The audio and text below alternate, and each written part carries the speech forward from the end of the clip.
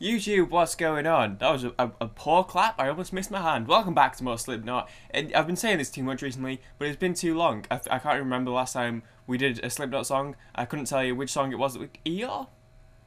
Might have been Eeyore. It's been too long, so we're doing Killpop today. I thought we'd come back with something relatively fresh because this is from the 2014 album, The Grey Chapter. The Grey Chapter. We've not done anything from this album yet, so it's slightly fresh. Obviously, we did the whole of We Are Not Your Kind. If you haven't seen that, I can never remember which side it comes from, but we did a full album reaction to We Are Not Your Kind, so go check that out, because it took me forever to make. But we've not done anything from this album, so this is like relatively, this is later on in their career, in the terms of Slipknot. Obviously, we've done We Are Not Your Kind, so it's not like the newest thing we've heard, but I've not done anything from this album. You know, there was a big gap between 2008 when All Hope Is Gone came out, and then this was 2014, and then there was We Are Not Your Kind, so there's a pretty big gap in the middle of we've done stuff from 2008, we've done stuff from 2019. This is the middle of that. Let's check something out. We've got Killpop, which seemed to be the sort of the lead. I don't know if it was the lead single, but it seemed to be like the main one that came up when I was trying to figure out what to do from this. So we're going to do Killpop. It has a music video, which is dope. We're going to watch it. Let's see what we've got.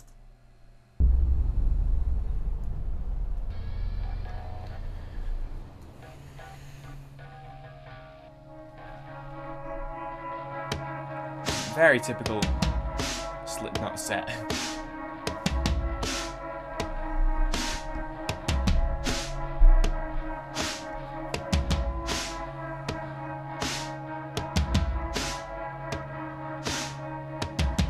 She's sticking needles in her skin.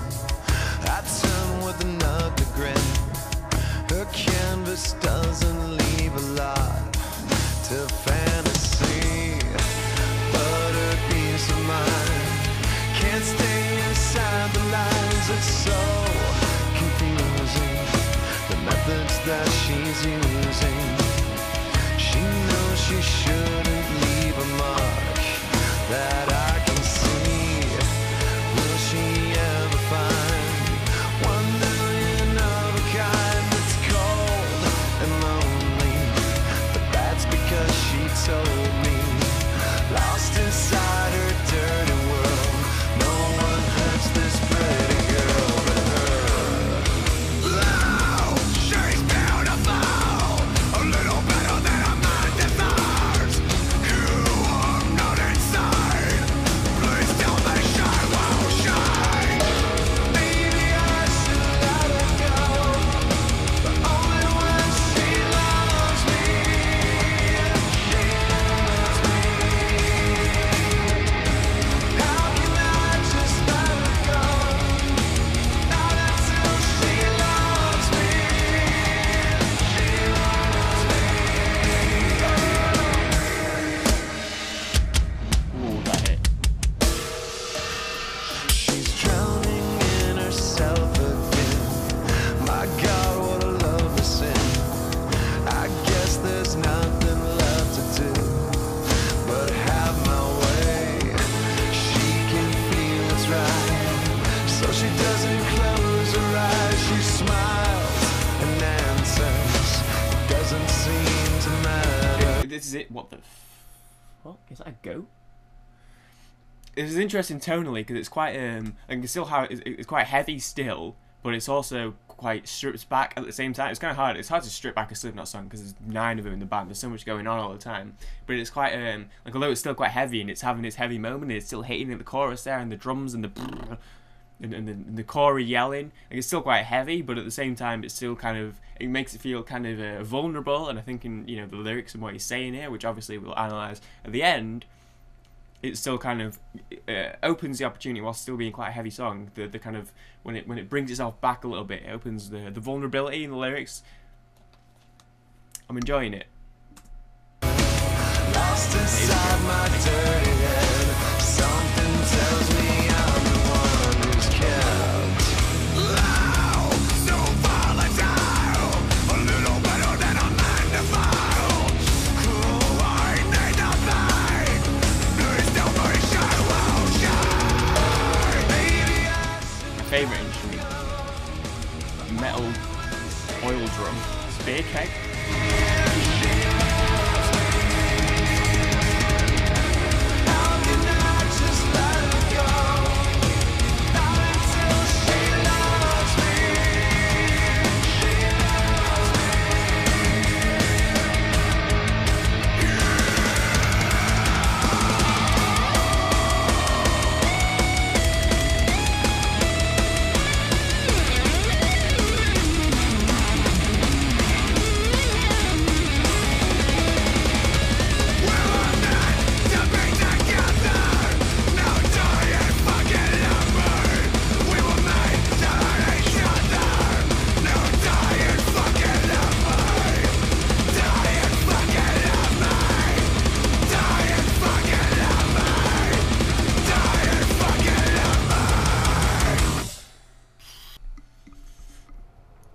could have kept going. Sorry, it took the video to finish.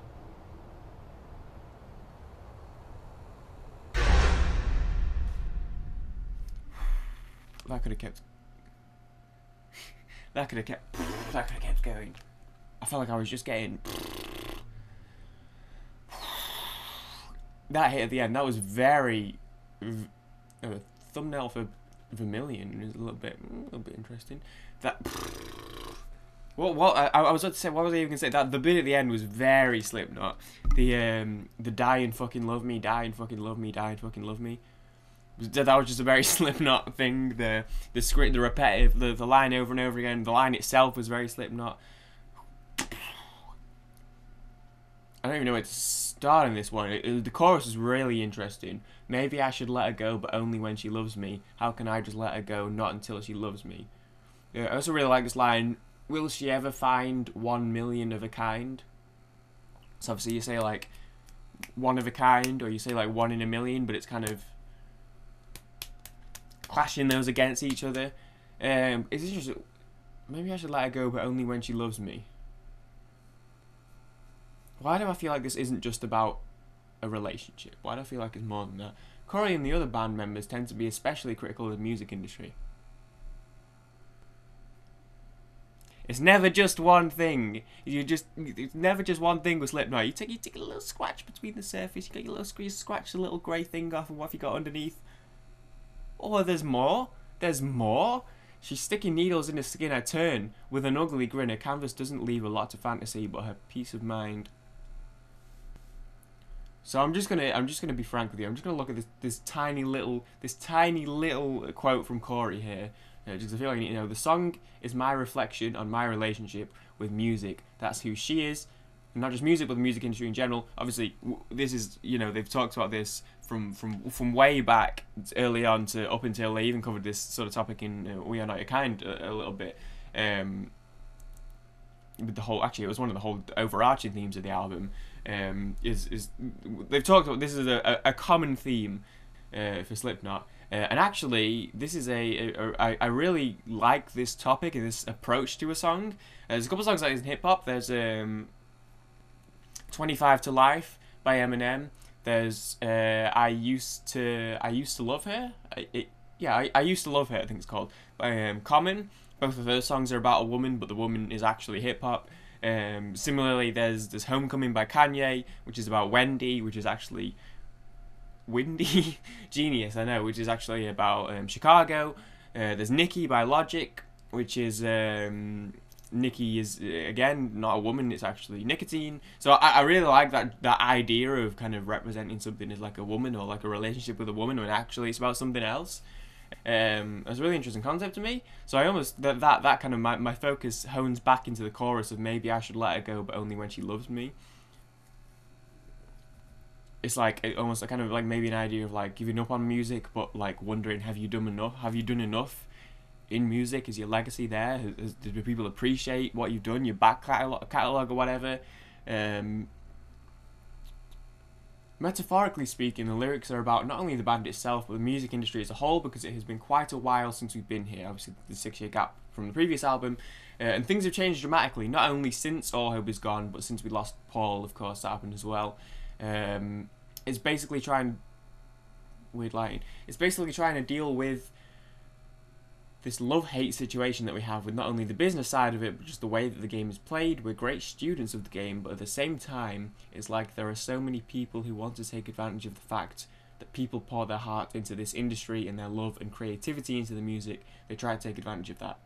This is us making peace with the evils that can come with that. The vultures are definitely circling the meat half the time. So it's pretty intricate in the verses. And it's like how much do I want to just sit here and try and figure out every line at a time. But the chorus I really hone in on. The maybe I should let her go, but only when she loves me. That and the die and fucking love me at the end. It's kind of like they just want, like they're pouring their hearts into this music. They just want it to be appreciated. What they're doing, their talent and their message and what they are putting into their music emotionally. They just want that to be appreciated back. And thankfully it has been, because the Slipknot fan base is really, supportive and really into their music. So thankfully I think they have got that back over the years. especially as their music has progressed as well. A lot of people have sort of stuck with them and stuff, and they definitely have a lot of introspective stuff in there. Obviously, Snuff is quite specific to Corey, but still is in there. And there are a lot of songs, Wait and Bleed, where they kind of get, it is what it is. But they have quite a supportive fan base, I think. Corey Taylor and the other band members tend to be, especially at the end of the day, they still belong to the music industry, and deep inside their heart, maybe craving recognition and widespread acceptance. So I almost wonder if that is. And obviously, We Are Not Your Kind. They're talking about, they're not going to fit, to conformity or whatever, is expected of them.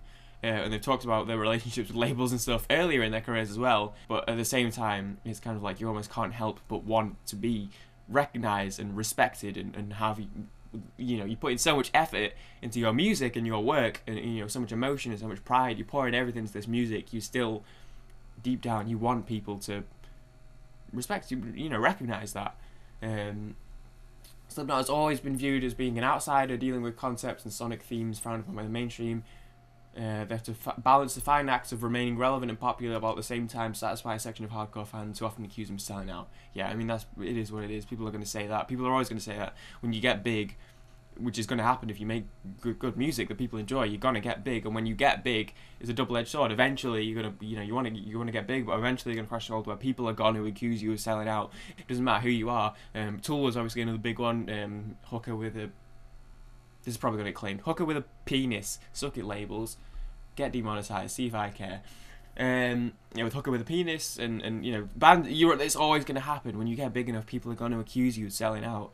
Even fucking tiny little me sitting in my room making YouTube videos. I've been told that I only do it for the views. The fucking Baby Metal videos that are like, listen to a 4-minute song and then talk about it for 15 minutes. But I'm only doing it for views. It's not possible. I could just enjoy the music because people only care about digital numbers on fucking social media. No, I do this because I fucking enjoy doing it. It is what it is. People are always going to be there to accuse that. People don't give a shit. Someone's going to say that people are selling out, whatever. You get to that level, but Slipknot, they're doing their thing, and they don't give a shit. They're just going to do their thing. They're always going to do their thing. And as far as, like I said, up until even 2020 with We Are Not Your Kind, they were always doing their thing. They're still changing their music about. They're still putting their message, whatever they want to say. That's that. So I'm going to wrap this one up here. It was a good taster into the Grey chapter. I liked it. I liked it a lot. And I'm gonna wrap it up because I'm very hungry. So I wanna, but I order on a Thursday, so I wanna go order it right now. Thank you for watching. Hope everyone enjoyed. Suggestions as always, because why not? And I'll see everyone in the next video. Peace.